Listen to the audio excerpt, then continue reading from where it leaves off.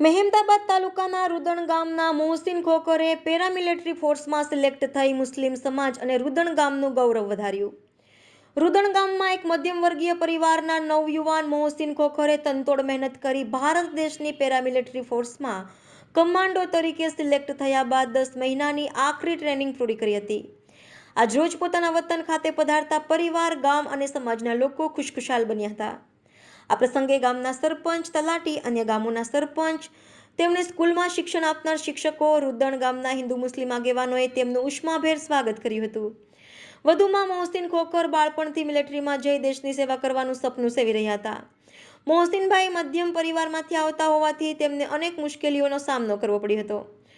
પોતપોતાના મહેમદાવાદ તાલુકામાંથી પ્રથમ para commando તરીકે સિલેક્ટ થઈ સિક્કિમ ખાતે પોસ્ટિંગ મેળવી પોતે પણ ખૂબ ગૌરવ અને ખુશી મહેસૂસ કરી રહ્યા છે. વધુમાં તેમણે જણાવ્યું હતું કે હું મારા સમાજ અને દેશના નવયુવકને કહેવા માંગુ છું કે સાચા મનથી મહેનત અને દેશ સેવાના ઉદ્દેશ્ય અને લગનથી કોઈ પણ કામ કરવામાં આવે તો માલિક તેમાં જરૂરથી કામયાબ આપે છે. સંવાદદાતા ઇરફાન મલેક, દીવ મિરર ન્યૂઝ, ખેડા.